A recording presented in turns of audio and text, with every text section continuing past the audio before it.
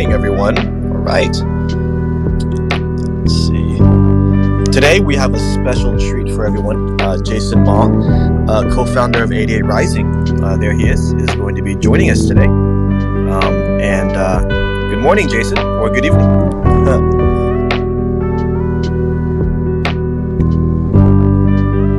Right. Hey, sorry about that. What's up, man? No worries. How are you? Good, man. Just chilling on a Sunday, man. Are you in Taiwan? Where are you? Yeah, I'm in Taiwan. It's about 10 a.m. here, so things are good. Things are good. Awesome. I'm just pinging Things people. are... No. Bringing people on stage. We'll start in about 60 seconds. Give me 1 second.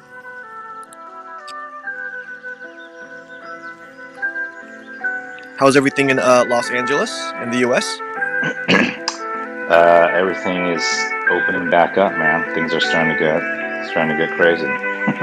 So I've had a few friends. Actually, had 2 staff that got vaccinated and get COVID again, which is kind of crazy. Even though they're vaccinated. So just remember, it's not 100% proof. So everybody be safe out there. How many vaccines are you required to get? 2. Yeah. I mean, well, if you get the Johnson & Johnson, it's just 1 shot. It's normally 2 for at least 90% effectiveness. All right. I guess you friends in here, and I guess we can get started. All right. Welcome to 8 Dragons, everyone. Welcome to Dragon Talks, more specifically, where we invite people who've really made a huge impact on today's society. And we have a special guest on episode 46, Jason Ma. He is the co-founder of 88 Rising, of Triller, and also a number of other amazing apps. He's also, give me 1 second. Sorry, co-financier of Triller. Sorry about that. And would love to introduce a bit about Jason for you while we are bringing people in.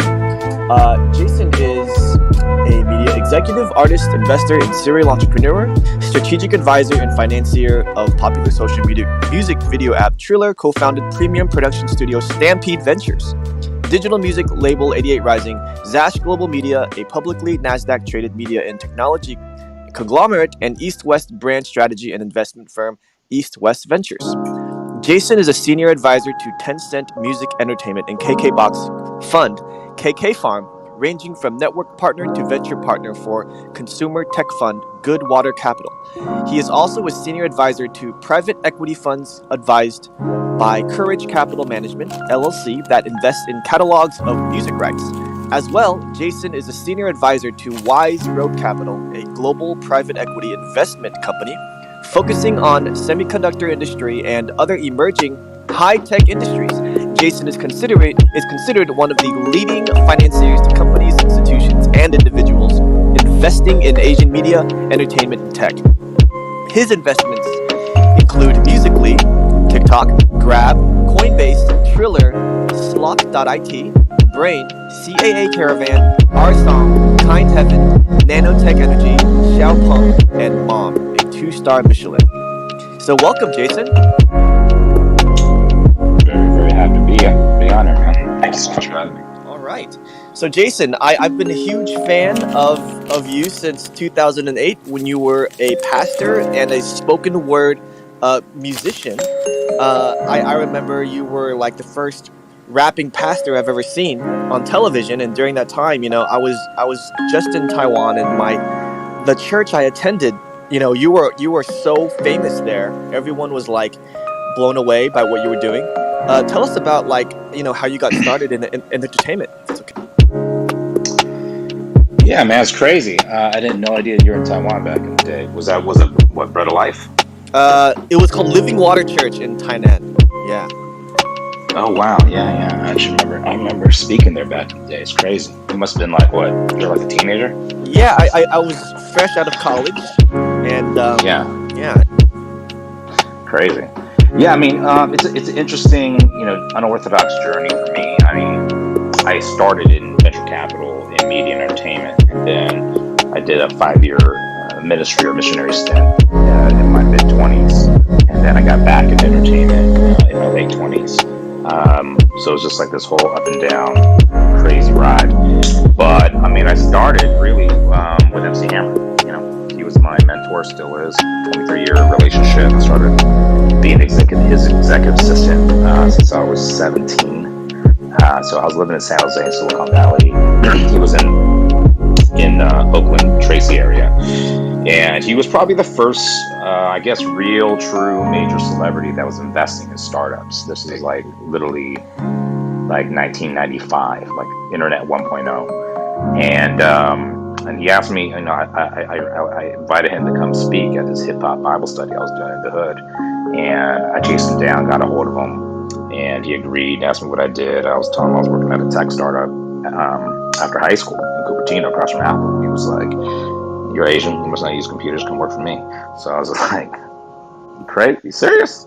So that's what happened. I started working for MC Hammer, the legend. And yeah, we're early. I was there. I dropped him off on YouTube in San Mateo when it was 5 guys, above a pizza parlor. Twitter when it was 3 people. Airbnb, Uber before it even started. Dropbox, Square, I mean, you name it. We were laying fiber optics back in 97, 98, 99. And then 2000, that's when Hammer bumped into Justin Lin, the director of Fast and Furious, and at CES. And then he called Hammer around 3 months after Hammer met him in Vegas, and was working on his first, I think it was the second indie film, Better Luck Tomorrow. And was like, yo, I don't know who to call. This movie's about to fall apart if I don't have X amount of money to make tomorrow morning. And so Hammer just wired him the cash. Nothing signed, saved the movie. And then like a year later, won Sundance, and Justin Lin's career blew up from there. We just saw Fast and Furious 9. Wow, that is amazing. So, how old were you when that happened? When Better Luck Tomorrow came out, I was probably 20 by then. I'm probably working for Hammer for 3 years now. I still remember, yeah, we went to, it was the Asian American Film Festival. I was still a kid, man. It was crazy. It was like Sung Kang, that was his first movie. He plays Han in Fast and Furious. And then there was Jason Tobin, who's also in Fast and Furious 9. He was in that movie. He's also one of the leads in Warrior on HBO Max. And then, of course, John Cho. That was his first leading role before helping Kumar and Search and Star Trek and all that. And you know, Justin's just always been faithful to his crew. He's always continually supported that original cast in all his films. Great guy, and it was amazing. It was a turning point for me. It was the first time I saw a Asian American Hollywood feature film that was just done right. It was dope. I was like, wow, it's like authentic. It's not stereotypical. It's a true story. Acting was great. Cinematography was great. Directing was great. The film was just a dope ass film. It was a cult classic. And to me, that was still today the best Asian American film ever made. Some might argue Joy Club or something like that, but for my generation, it was definitely that. And how did your reaction to this film coming out kind of change the way you saw yourself in the future going? Well, I just think I've said this in interviews before. Like, I grew up in Hong Kong in the summers. I grew up, in California as a kid. But growing up in the States, you don't see Asians in media. Period. I'm talking about 20 years ago, at all. Right? And so I think there was a statistic today, like last month, like the API month, I think they surveyed thousands of random Americans. Like, can you name one Asian American in media? And the top 2 answers were Bruce Lee and Jackie Chan. So it's like, it hasn't changed. Like, literally, that is still the same reality it was 25 years ago, 30 years ago. It's Bruce Lee and Jackie Chan. But, in the summer, I'd be in Hong Kong, and I'd be like, wow, I was watching movies with Chow Yun-fat, Tony Leung, Leslie Chung, and Andy Lau. And just like, wow, Hong Kong cinema, action cinema, John Woo, like, where Quentin Tarantino and all these different directors have been inspired by, Wu-Tang, whatever.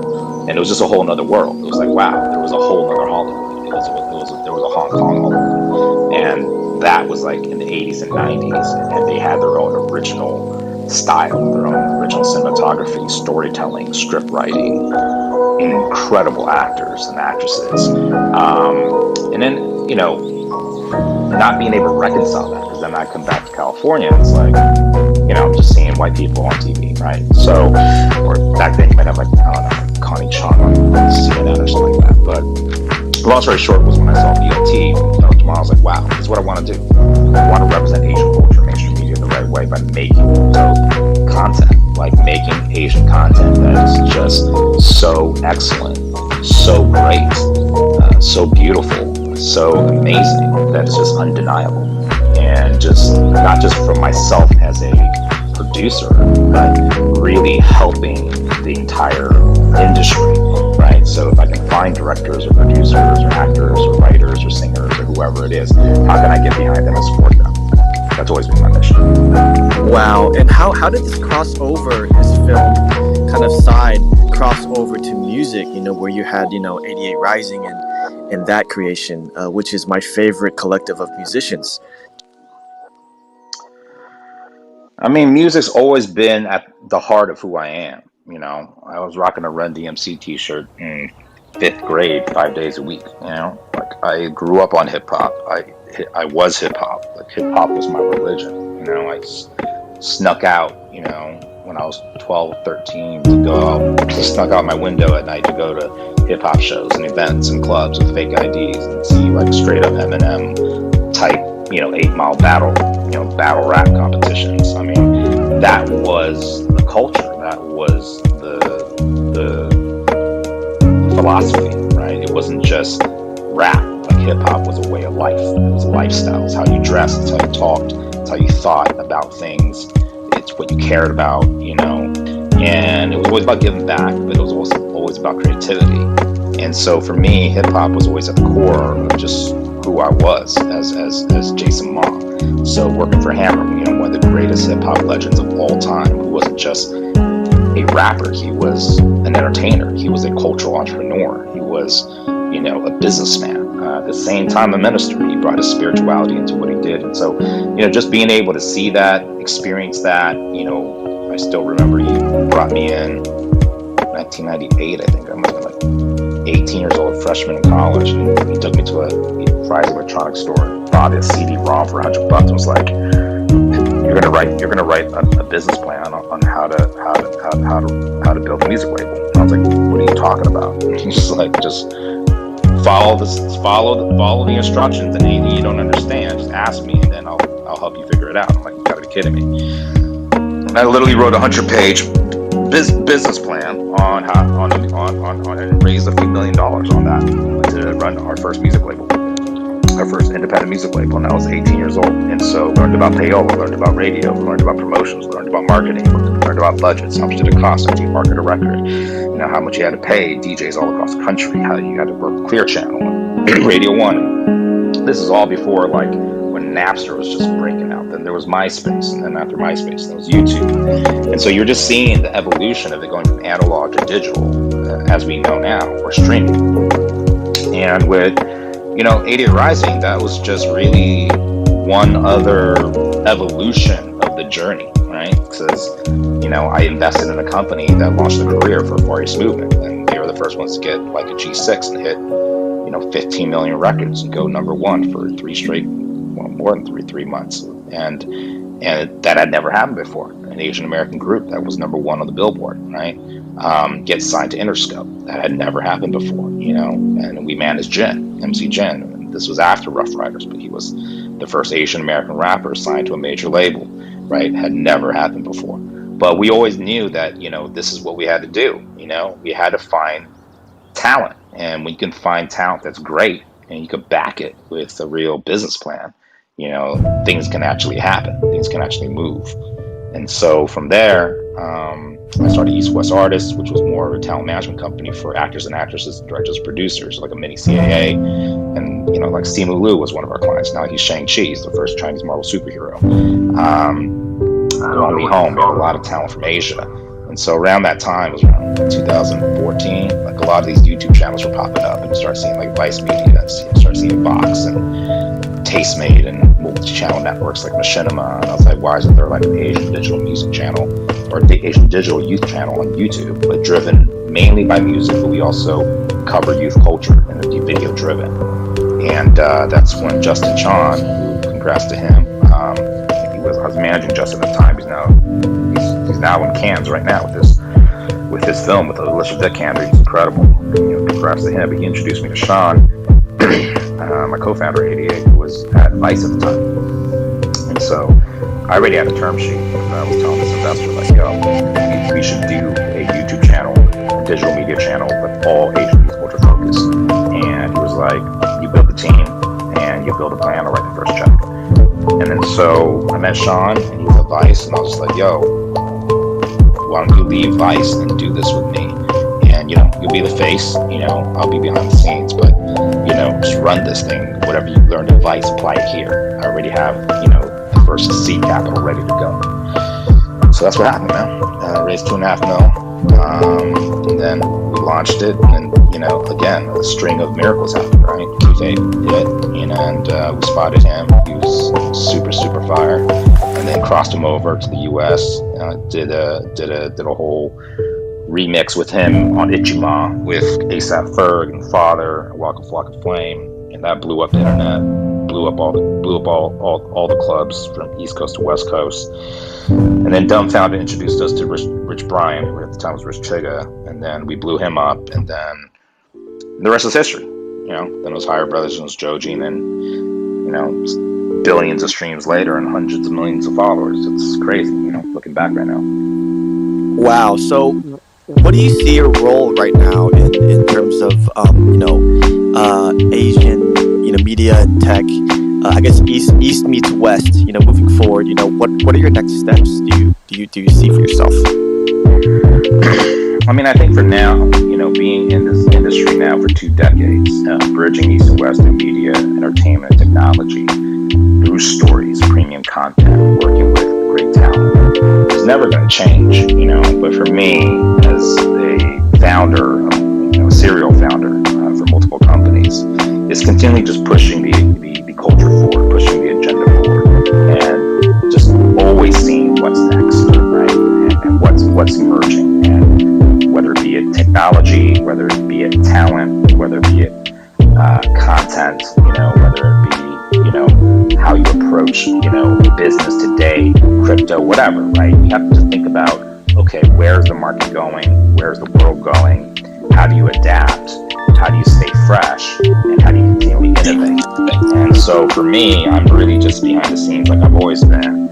And, I've invested in over 100 companies, and I see, I get to learn, right? As I invest, I just get to see, these are how the kids are thinking. Like some kids sent me some deck yesterday. I'm like, crypto zoo, and it's like Logan Paul. It's like, how do you, I forgot what it's like, how do you take exotic animals and hype and breed them in NFTs, and it's a coin, and I think it's brilliant, right? But it's like things like this that you're just not thinking about 6 months ago, pre-COVID, right?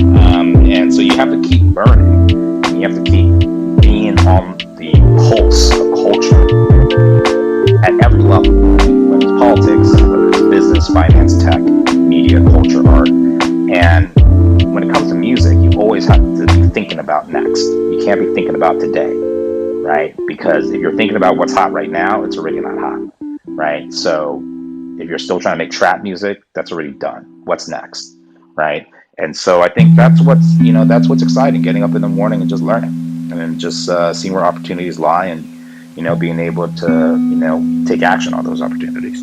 Jason, is there a North Star for you in terms of, I guess the ideal legacy that you would want to leave behind, after all this amazing work is done?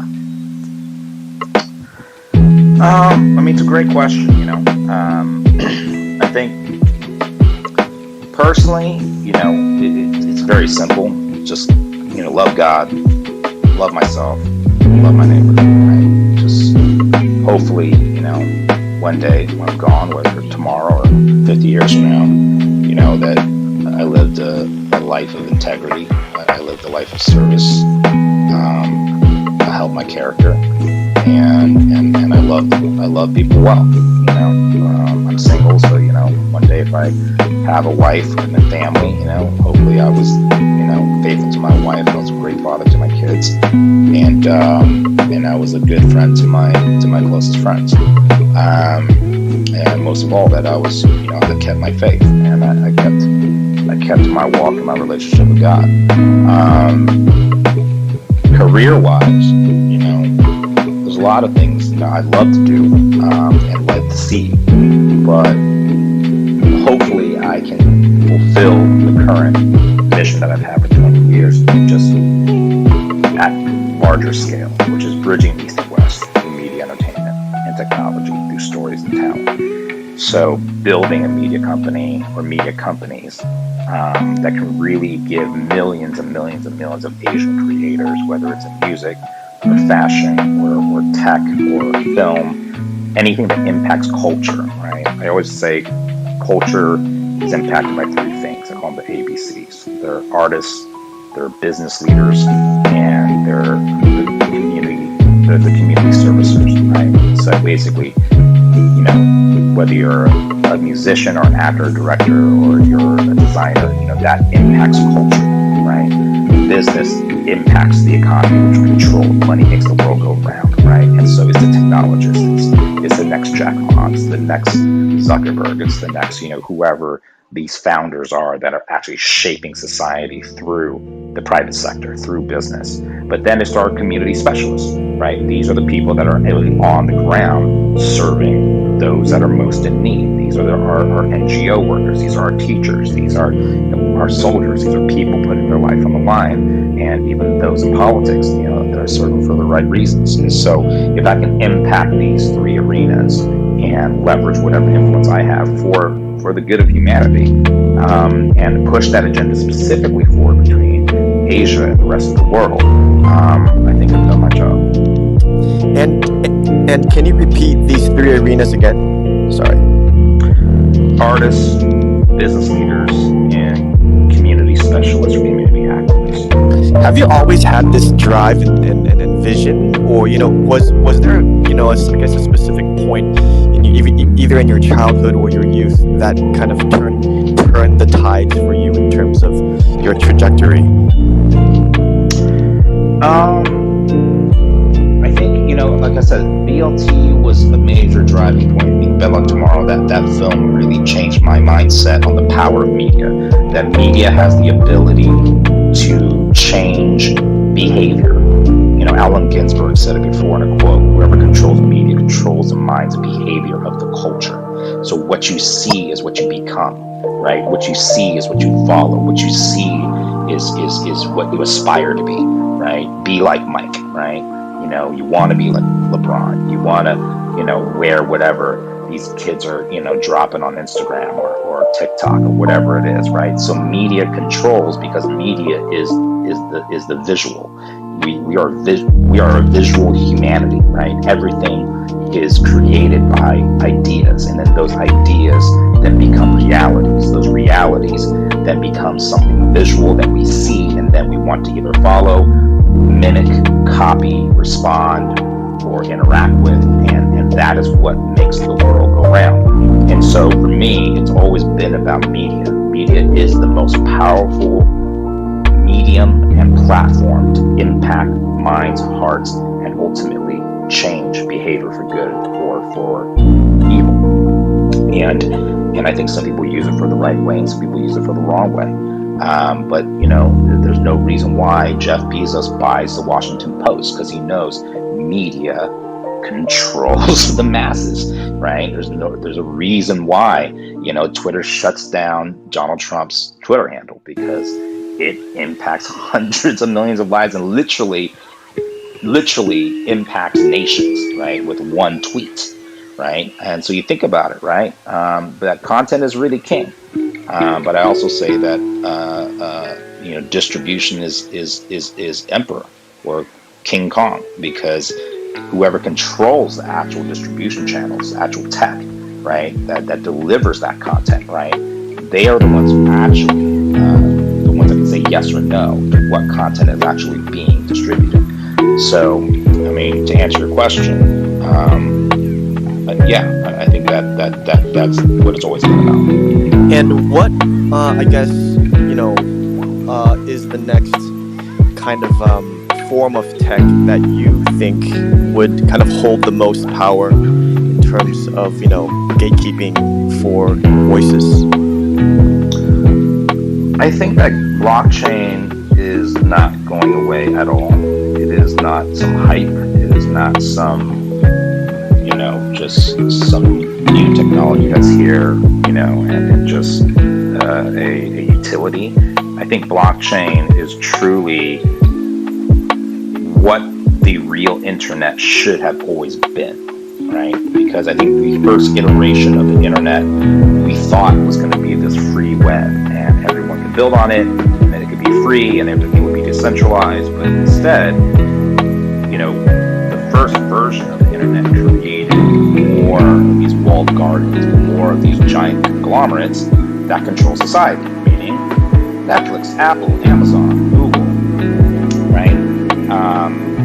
In China, it's Alibaba, it's Tencent, it's Baidu, it's ByteDance, right? And these giant walled gardens and mass conglomerates control the cloud. They control everyone, right? They control data. You watch the documentary, The Social Dilemma, right? It's like, what do you do, right? It's like you can't wake up in the morning without caring about who likes your Instagram post or not, right? It's all fucked up. So I think that was a fallacy because it still created, these massive Egyptian pyramids, on the internet where only a few got richer or wealthier and became bazillionaires, right? And the rest, are still kind of the lemmings. So I think with blockchain, how it disrupts that, or how crypto disrupts that, is it creates complete transparency. It creates complete autonomy and decentralization. And so it becomes leaderless organizations. And I think that's where the internet should have always been. And that's where it's going to go, is that the creation of ideas can now be owned not by the studios, not by Netflix, not by Amazon, but by the creators themselves. And not by the music labels, by the creators themselves. Everything is becoming decentralized. And I think that is the key. Incredible, Jason. I know that God's played a role in your life, and I was wondering, I guess, what is the biggest impact he's had on you, and I guess what is he trying to tell you these days? I think everyone has their own relationship with God, whoever's listening here, whether you're Muslim, you're Buddhist, you're Hindu, you're New Age, you're Christian, you're Catholic, you're Jewish, but for me, God is everything, right? If you believe in God, he has to be everything. If you don't believe in God, then that's fine. If you're an atheist, then, you live, you die, that's that.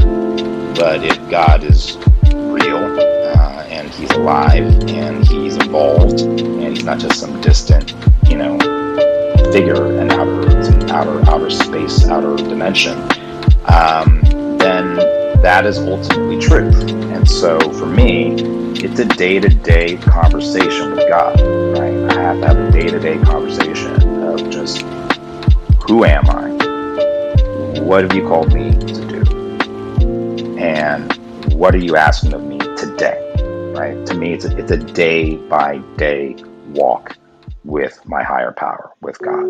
And so I do what the Bible says. Jesus said he only did what he saw the Father doing. And so, some of the best quotes I ever heard from my pastor was like, if you want to do God's work, find out what God is doing in your generation and join him.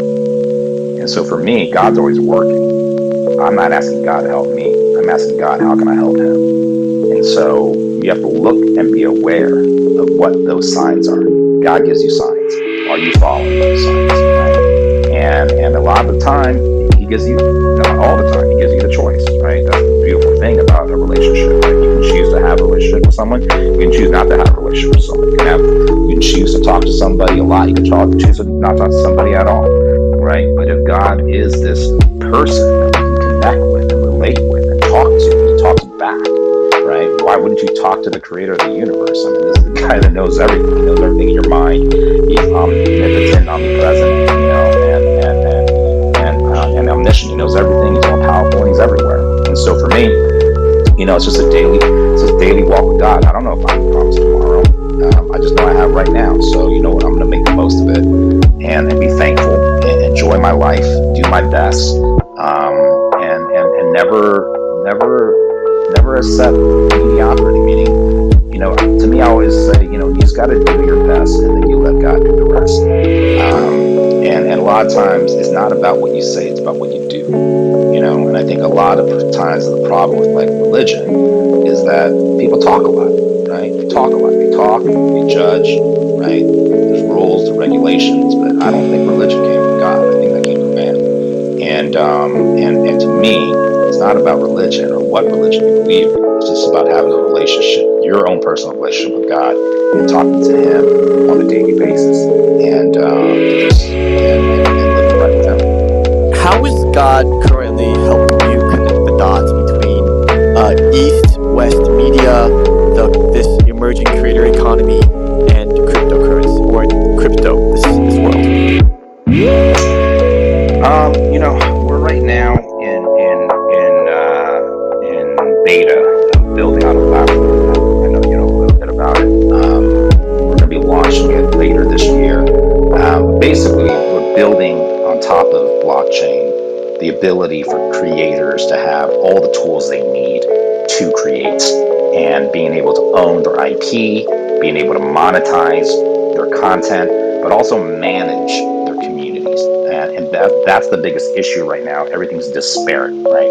Everything's in parts. And so everything's scattered, right? So if you're a TikToker, I know you do 8 Dragons, you got 500 of these major TikTokers. Most of them really aren't making that much money. That's why you have an agency, right? Even if they're getting 1 million views, they're not making that much money, right? And they don't know how to really monetize their followers. What are the options? Patreon, or there's OnlyFans, right? Or there's Substack, or there's Kickstarter, there's GoFundMe, and there's all these other Web 2.0 legacy technologies where if I'm on Patreon, I feel like I'm begging. And then if I'm on OnlyFans, I feel like I'm a porn star, right? I think Substack's super simple and brilliant. It's just like, it's like Tumblr, but, a direct email newsletter for, writers to actually now. I have a friend that was at Wall Street Journal or in New York Times that was getting paid like $100K a year. Now he's getting paid like $500,000 a year off his own Substack, right? But the problem is all these things are still built on legacy. They're all built on legacy technology. So if you can build this on the block and actually have content creators, whether you're, an amateur all the way to Martin Scorsese, right? And be able to own, right, the entire process, every piece of content you own, every single image, every single idea, a script, everything can be minted, everything can be authenticated, everything can become, whether it's an NFT or whether it becomes, content where people can actually own a piece of, and over time it increases in value, right? It can be traded. This is where it gets really, really interesting, is because now creators can own their ideas, and they can communicate with their fan bases or their supporters or their investors directly on a platform and technology that allows for authentication, transparency, and the ability for actual monetization.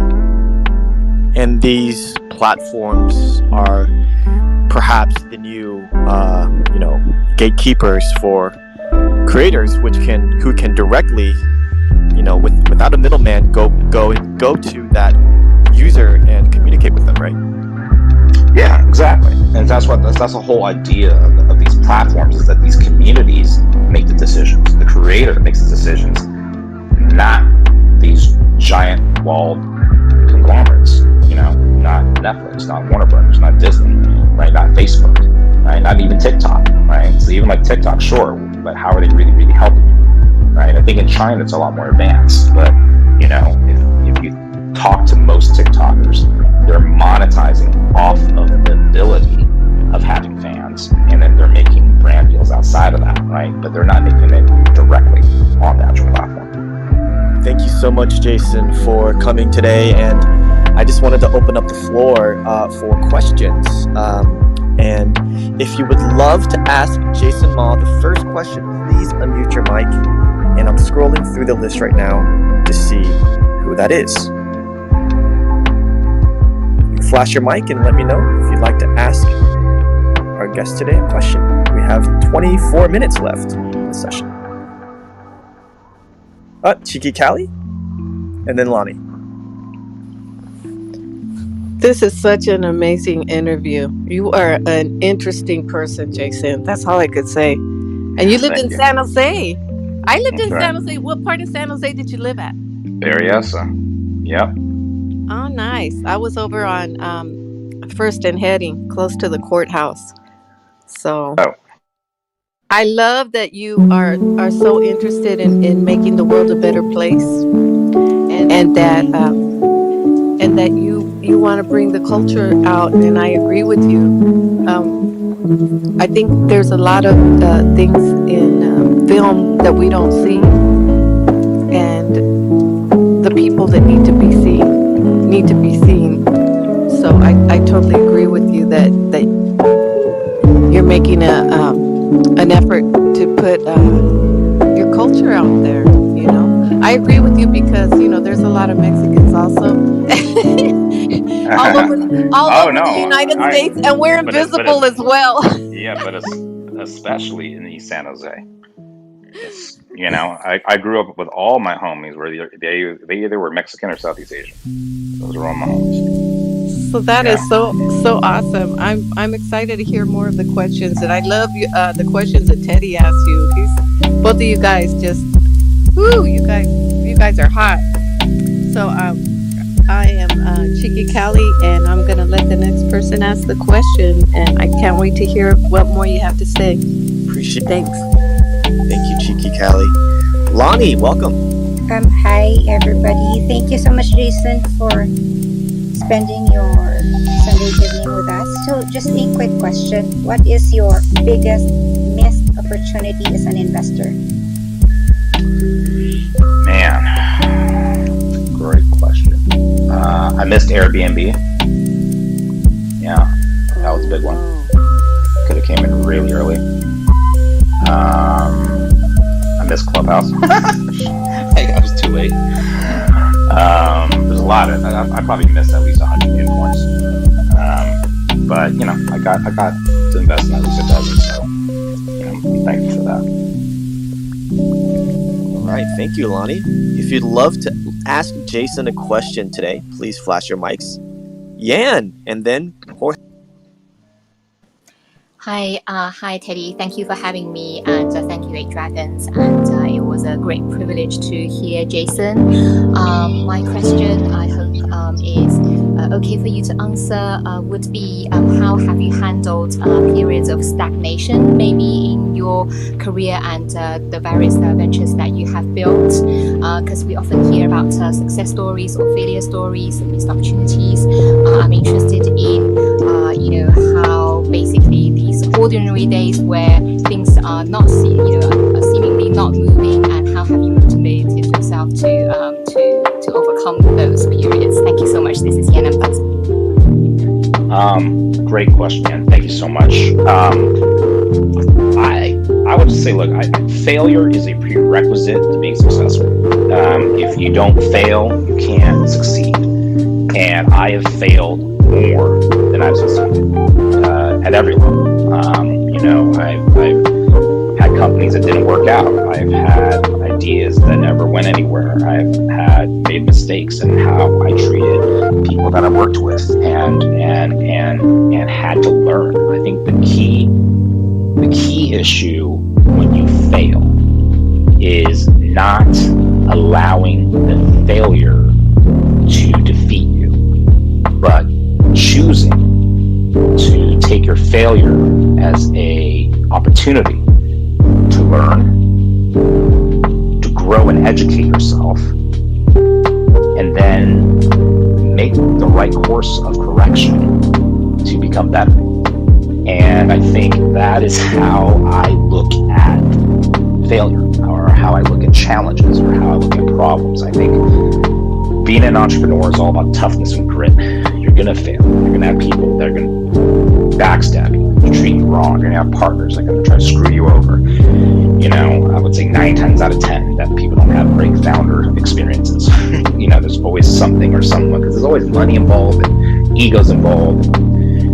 People get greedy. It's just, it's just the nature of the game. But you have to be tough. You have to have grit. You have to have a hard back, and you have to be able to push forward. You have to just keep moving forward, no matter what happens. You got to just keep moving forward, right? And I have a staff member, that his parent passed away. In the midst of all of this, he's still pushing forward. It's like I love UFC. I'm watching UFC. Watching last night with Connor's crazy, situation breaking his leg, but he's just like posting today on his Instagram. You guys still need me. I'm gonna come back. I'm gonna fight. Right? It's like Khabib Nurmagomedov. Like his father dies during COVID, but he still chooses to continue to train and continue to fight and do what he's called to do. And so we're always gonna have setbacks in life, right? But you have to let the setbacks allow them to be an actual setup for you to become better, you to become greater, you to grow. And I think true leaders look at the world not as problems, but opportunities. I always say that crisis creates creativity. It's in times of crisis. Just look at COVID. Like how many opportunities have come out of COVID, as much as how much bad shit has happened. Look at how just content is exploded, right? Whole other businesses that didn't even exist are now here.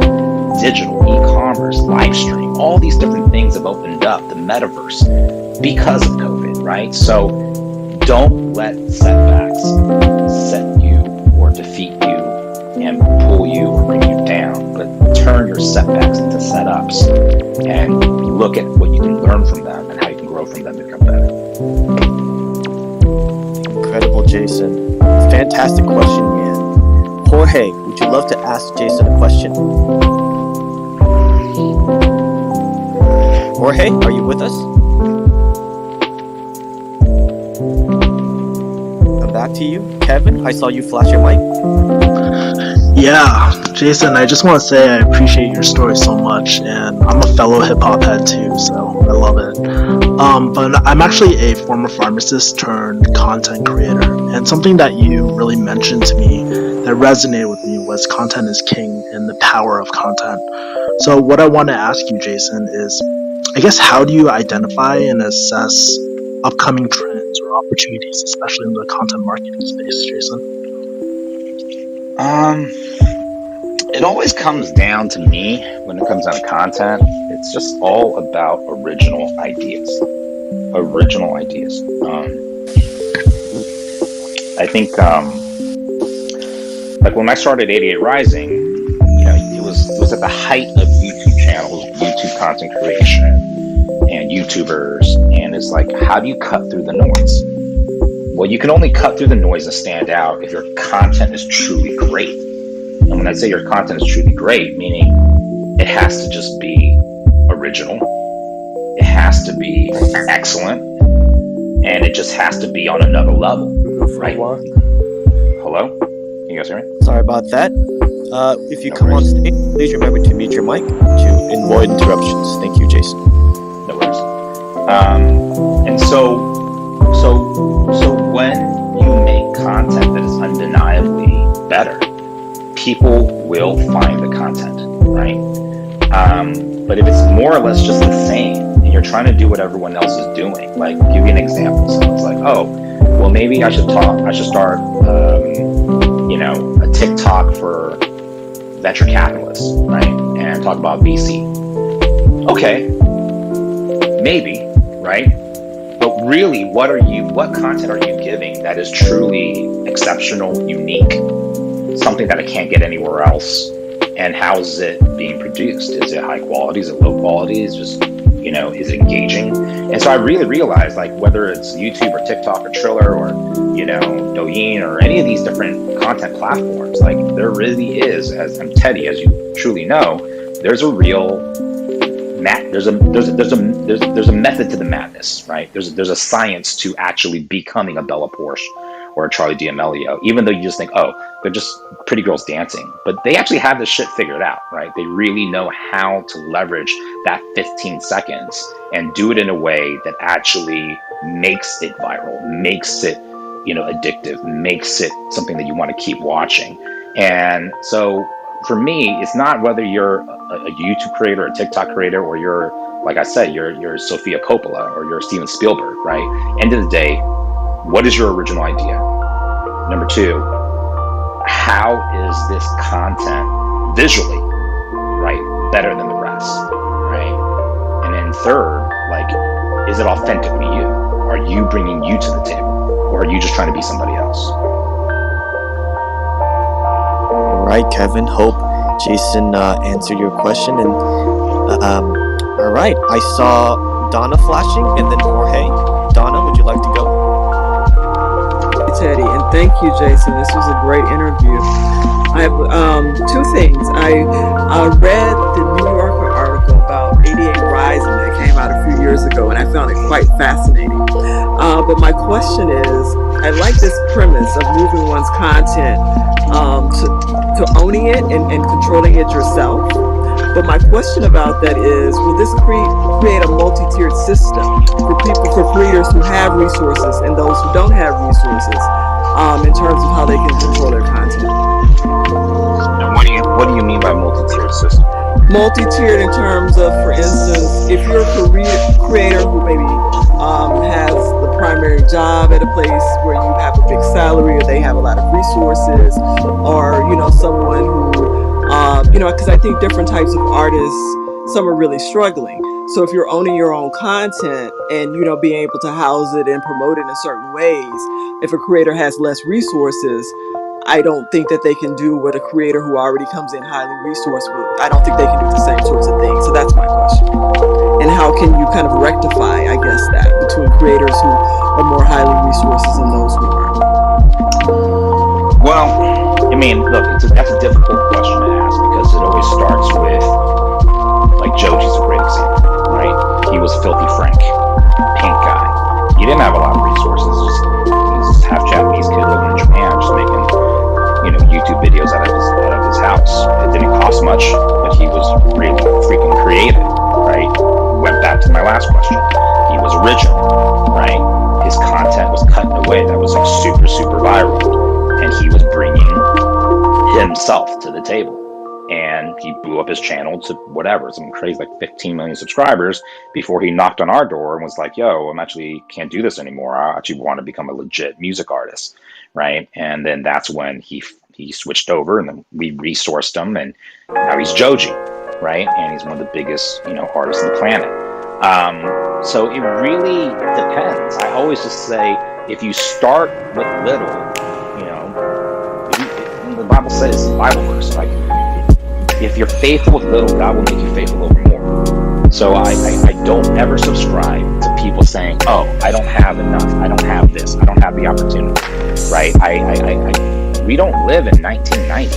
If it was in 1990, I would say, yeah, that's true, it sucks. It's like, you didn't meet the A&R to go sign you to Def Jam, but, because you couldn't afford going into a studio to go make a record for, $100,000. We don't live in that day anymore. We live in a day where you can literally make a song on your phone. You can make a piece of content on your iPhone, on your Samsung, and put it out into the world. And if you're creative enough, that thing can go viral and it will change your life, right? You can literally, go and become a superstar. And then the resources come from there. So for me, I just really don't ascribe to the idea that I don't have enough to be creative, because everything's at our fingertips today. Like, my buddy owns Bandcamp. It's like the dopest app that people don't even know about. It's like top 10 in the music store. It's basically SoundCloud meets GarageBand, and you can collaborate, you can share and work on songs with different collaborators from all around the world, and share and publish it on BandLab, like SoundCloud. or iTunes or Spotify, and people get to discover it, right? And you get and all the tools are there, all the tools to make, that you would find mostly on Logic or Pro Tools. Maybe not at that high of a suite of plugins, but enough for sure to make a decent track and make a dope track. So my point is, there's no excuses. So if you're a creator, you want to create content, if you have a phone, you can do it. As long as it's not a Nokia phone from 1998, you're good. Yeah. All right. Thank you, Jason and Donna. If you'd like to ask Jason a question, please flash your mic. I'm scrolling through the screen. Jorge, and then Showtime. Can you guys let me know if you can hear me this time? Better. Thank you. Okay, awesome. Yeah. Firstly, thank you to the 8 Dragons team for letting me come up here to ask a question. My name is Jorge. I am a Canada-based aspiring music business professional. Jason, I've been a long time supporter of your work for quite a few years now, both in terms of your music ventures and your business ventures. As somebody who wants to one day do, I guess, something kind of similar to what you and Sean did with 88 Rising, creating this multi-platform kind of content hub for, artists and creators. What advice would you give to somebody who's looking to, kind of go in that direction and create like an agency / talent incubator, kind of in the same breath as like 88 Rising or Neon 16? That is my eventual goal, and I'm just right now trying to work my way up to getting more experience and learning as much as I can. It's a great question, man, and thank you so much for the support all the years. I would say, it sounds like to me you want to be more on the business side, right? More on the management side? For sure. It all starts with talent, right? So Scooter Braun used to manage a Jewish rapper named Asher Roth. And I remember when Scooter was like out pushing Asher back in the day. I was like, they're all just like, who's this little Jewish kid, running around from Atlanta, pushing this Jewish rapper. And then next thing you know, he finds Justin Bieber. And he just sold his company to BTS's company for $1 billion 20 years later. It starts with talent. So if you want to be in the entertainment game, if you want to be in the media entertainment game, it always starts with talent. And so when I say talent, whether that's an actual physical talent, or whether that's, if you're a creator or writer, that can be IP. Like, what is your IP? Can you create another Star Wars? Can you create another Pokemon? Can you create another IP that people will be in demand for and go crazy for? So if I were you, I would just be out fishing for talent. I'd be out there looking like, okay, who's the next, right? Whether it's in the music game, whether it's in acting, whether it's in comics or video games or whatever, but it always starts with talent and IP. And once you can manage that, represent that, and control that, you can make a career of that. You can build that. For 88, we found Keith 8. After Keith 8 was Rich Brian. After Rich Brian, it was Joji and Higher Brothers, and boom, boom, boom. And then now it's 30 artists on the roster. You know what I'm saying? Jackson Wang, Chris Wu, yada da da da. Right? My former company before that, it was Far East Movement. It was Jim. Blew him back. We gave him a second life in Hong Kong, and he blew him in China.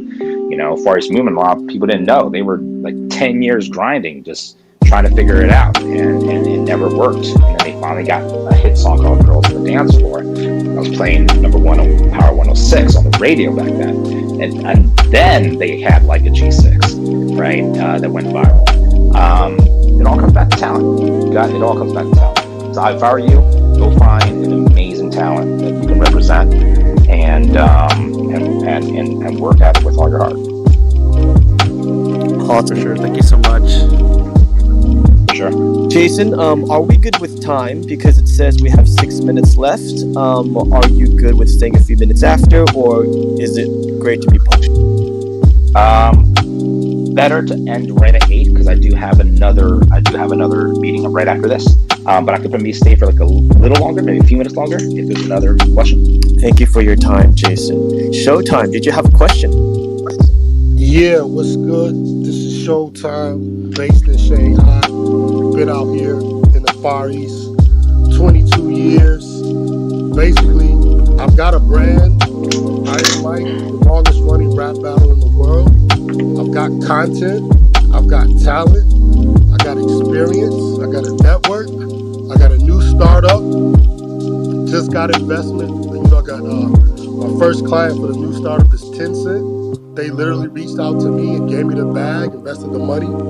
But, I'm more on the creative artist side, more on the community building side. Yo, hold up. Is this Tiago? Yeah, this is Dana Tiago. Show us that. What's up, dude? I'm about to ask the question, though. You ain't asked me no questions. Just hit me on the weak shot, bro. What's I up? know. So,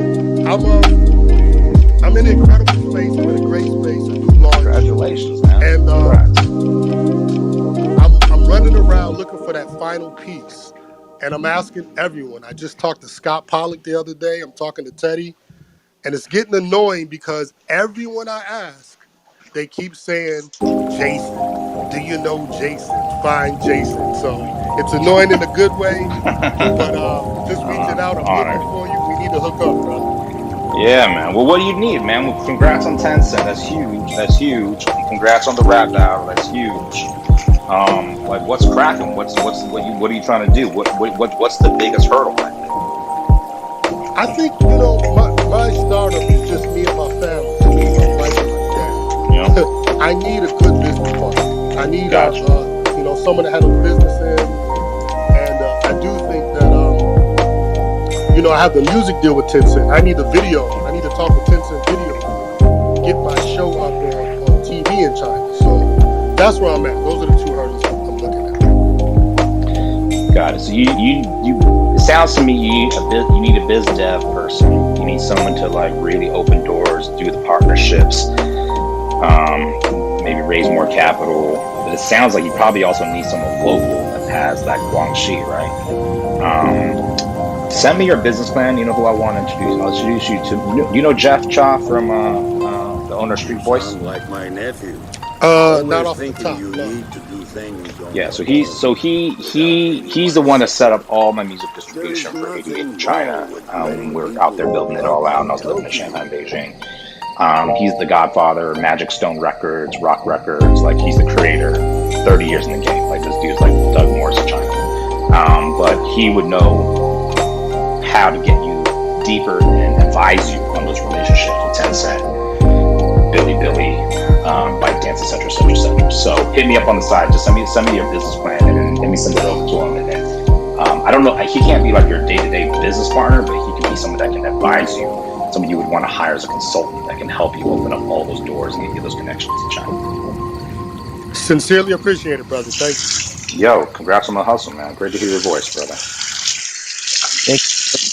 All right, if we could have one or two more questions, that'll be great. Flash your mics if you'd like to ask Jason Ma a question today before we wrap up this interview. Kid Chan and then Junchi. Thank you so much, Teddy. Thank you so much, Jason. It's been so inspiring. Jason, we know that you have great success in your career, and we just want to find out, what would you want your legacy to be? I mean, coming from someone who is spiritual in background as well, what would you want your legacy to be moving on forward? Back to you, Jason. Yeah, I think someone asked this question earlier, but I don't mind, I guess, sort of answering it again. But thank you for that question. Look, I think legacy at the end of the day is that you lived a life that was honest. You lived a life of service, meaning that yourself. And I think when we can get past ourselves and really, really trying to help others because we're secure in ourselves, then we can actually be a gift, right? And so for me, it's just, that I can die knowing that I was faithful to God, and I loved the people around me, and I wasn't, I didn't treat people wrong, and I lived ethically. integrity, and not just doing the right thing. I think that can also just be very cookie cutter and very box language, but actually doing it with joy, like living a full life. It says in Ecclesiastes, there's nothing more than eat, drink, and be merry, right? There's nothing new under the sun, right? Jeff Bezos is going to die, even though he's going to die with hundreds of billions of dollars. So, what's to his name, And so, I remember Jack Ma in some interview, they asked him, like, for advice, and I keep saying this in interviews, I thought it was such great advice, but he was like, in your 20s, learn everything you can, right? Find a mentor, be a sponge, learn everything that you can. And in your 30s, do it yourself, mess up, screw up, but fail forward and do it yourself. In your 40s, do what you're really good at, find that one thing. Now you know what your superpower is, focus on that and do it well, right? Do what you're good at. And then in your 50s, hopefully, you have a family. In your 60s, you enjoy your grandchildren. But, I think that's what life is. At the end of the day, it's the golden rule. Love God with all your heart, soul, strength, and mind. Love your neighbors. You love yourself. Love that.